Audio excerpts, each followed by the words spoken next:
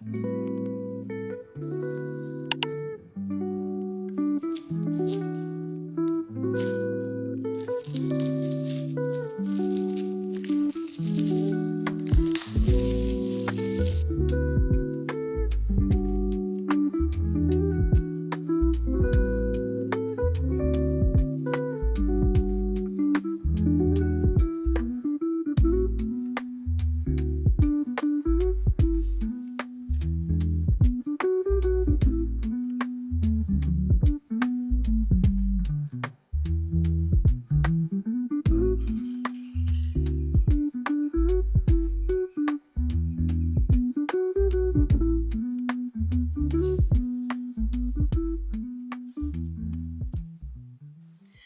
gente! Estamos no 21º dia de Veda e a primeira coisa que eu queria falar para vocês é que eu acabei esquecendo que no vídeo anterior fechava uma semana da temática do Cada Cena um Retrato, né? Que a gente estava trabalhando em construção de cenas e aí eu não passei o desafio semanal, somente o diário. Então, para quem está fazendo o desafio semanal também, que são as pessoas aí que estão com um projeto já, um projeto de escrita, querem criar um livro. O exercício é o seguinte: fechando a semana com o tema Cada Cena um Retrato, nós logicamente vamos escrever cenas. E a intenção é escrever uma cena de pelo menos um parágrafo para todos os capítulos do seu livro. A gente está falando de um primeiro rascunho. Então, quando eu falo assim, poxa, escreva uma cena para cada capítulo do seu livro. Pode ser que você ainda não tenha planejado certinho todos os capítulos, né, e tal. Mas esse exercício é justamente para que você meio que faça esse planejamento enquanto escreve. Então, o exercício semanal anterior já era uma espécie de planejamento que teria que ser feito antes dessa atividade. Então, essa atividade dessa semana fica mais difícil de fazer se você não fez a da semana anterior, tá bom? Mas é isso, é fazendo as cenas assim, é uma cena, pode ser a cena que inicia o capítulo, pode ser uma cena de um acontecimento principal do capítulo, pode ser quase que um resumo do capítulo. O importante é você escrever de forma que você tenha meio que uma cena para cada capítulo do seu livro, do começo ao fim. Então, né, fechando essa semana, nós começamos outra hoje, a semana 4, a penúltima semana do nosso desafio de 30 dias. Tem o tema Mapa Semântico até o Tesouro das Preciosas Descrições. Vocês já fizeram um mapa semântico? Eu não estou falando de mapa mental, mas um semântico, em que a gente liga vários sinônimos ou várias palavras que não necessariamente são sinônimas, mas que têm relação uma com a outra, que lembram uma outra. Nossa, se eu tivesse que assim, escolher só uma coisa de tudo que a gente está vendo aqui no desafio de escrita, que eu tivesse que dar de conselho de escrita para alguém, seriam exercícios que focam em escritas baseadas em mapas semânticos. Eu vou trazer um exemplo aqui para vocês, vou explicar certinho o que seria um mapa semântico, para quem não sabe, como que eu acredito que isso faz diferença na hora de escrever. Mas primeiro eu vou falar sobre o tema de hoje especificamente, que apesar do tema geral ser o mapa semântico para criar descrições, cada dia vai ser um exercício diferente. E o tema de hoje é sem mapa, sem tesouro. E o exercício especificamente é criar um mapa semântico a partir de uma metáfora. Esse exercício eu vou fazer junto com vocês hoje. Eu vou mostrar aqui no vídeo eu fazendo. Então, como eu disse, o mapa semântico é aquele mapa em que, a partir de uma palavra ou de uma ideia, nós vamos pensando em outras palavras e outras ideias. Tendo esse acervo, criado esse mapa, a gente usaria essas palavras para escrever um texto inteiro. Então essas palavras todas estariam presentes no nosso texto. E qual que é o efeito que isso traz? Um texto em que você simplesmente só não está transmitindo uma ideia, mas você vai estar usando metáforas que enriquecem o seu texto, brincando com palavras que têm a ver com o mesmo mapa semântico, e aí você traz para o seu texto uma profundidade e uma riqueza de detalhes muito maior do que se você não estivesse fazendo isso. Eu vou dar um exemplo de um texto, de um parágrafo. Eu vou trazer 2 exemplos. Um mais, entre aspas, bobo, que seria tipo de músicas. As músicas fazem muito isso de trazer palavras relacionadas uma com a outra. Mas eu vou trazer primeiro um exemplo que eu anotei no meu Scooby, até eu coloquei. Eu gostei muito de um parágrafo que eu acho que é assim, um exemplo muito bom de uso de mapa semântico, e eu deixei destacado uma citação que é do 100 Anos de Solidão, do Gabriel Garcia Marques, na página 168 do livro. Nós estamos falando de uma pessoa que lê cartas, lê o baralho para ver o futuro das pessoas. E ela estava falando sobre um homem de quem essa pessoa que lê cartas, né, essa mulher era apaixonada. E aí existe essa descrição aqui, ó.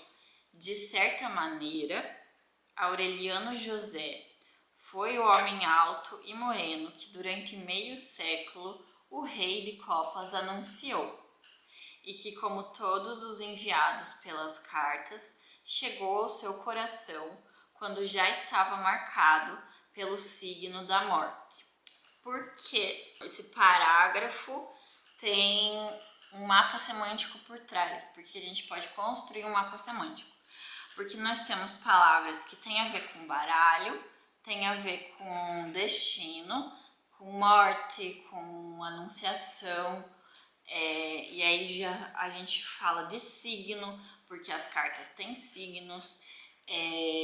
Fala de quando chega ao coração. Nós temos uma carta com um símbolo de coração, mas aí nesse caso seria um outro coração, né? Coração figurativo de emoção, de sentimento. Quando existe esse jogo de palavras, o texto fica extremamente mais rico. Então, se eu tivesse que fazer um mapa semântico desse parágrafo, eu começaria com tarô, com baralho, colocaria palavras como eu disse, destino, ali fala anunciou, enviado, carta, coração, signo. Aí o exemplo que eu ia falar de música é uma música que é tipo bem famosa da Olivia Rodrigo, que eu acho que ela faz um mapa semântico bem legal numa parte dessa música. Eu vou falar da tradução do Google para ficar mais fácil, para não precisar falar sobre algo em inglês, porque eu não sei, tipo, não é todo mundo que entende, né? Eu prefiro falar em português. E aí tem uma parte que ela fala luzes vermelhas, sinais de pare, eu ainda vejo seu rosto nos carros brancos, nos jardins, calçadas que atravessamos, eu ainda ouço sua voz no trânsito, acima do barulho. Então, tipo assim, quando ela tá falando de trânsito, ela pega várias coisas que tem a ver com o trânsito e ela põe na música. Então, ela fala dos sinais de pare, ela fala das calçadas por onde eles passaram, de luzes vermelhas. Então, às vezes é uma coisa óbvia, mas no conjunto da obra você consegue fazer um texto legal se você pensar que não só você está transmitindo uma ideia, mas você está arquitetando o seu texto e você tem o poder da escolha de palavras. Então, por que você não pensaria estrategicamente para criar um texto que, além de transmitir uma ideia, também vai transmitir uma rede de palavras, vai estar bem costuradinho, feito ali, para criar essa profundidade, sabe? Então eu vou fazer o exercício com vocês, eu vou escolher um tema, pode ser uma metáfora, qualquer tema que você queira, essa parte é totalmente livre. Pode começar a partir de uma palavra aleatória e começar fazendo ali meio que uma nuvem, puxando um risquinho assim da palavra principal, escrevendo as que tem relação com ela, sabe? E a dica que eu dou é usar palavras que têm duplo sentido, que tem mais de um significado. Então eu vou usar um tema que permita esse duplo sentido para mostrar para vocês como que eu faria esse exercício, né? Como que eu vou fazer esse exercício. Eu pesquisei alguns exemplos de palavras com polissemia, que são palavras que causam essa ambiguidade, que tem mais de um significado. E eu acho que eu vou usar a palavra ponto. E a partir do ponto eu posso fazer um mapa semântico. Então eu colocaria primeiro, a palavra principal, que seria ponto. E aí eu penso em palavras que têm a ver em vários sentidos com essa palavra. Quando eu lembro ponto, eu lembro de final, de ponto final. Eu também lembro de vírgula. Eu lembro de ônibus. Eu lembro de lugar. Eu lembro de objetivo. Eu lembro de cruz, tipo ponto cruz. Aí eu lembro de outros pontos, de outras pontuações, né? Porque esse ponto me lembra pontuação.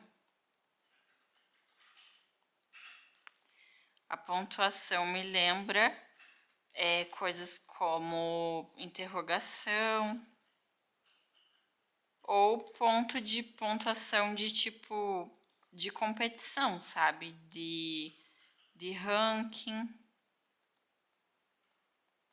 competição, boletim.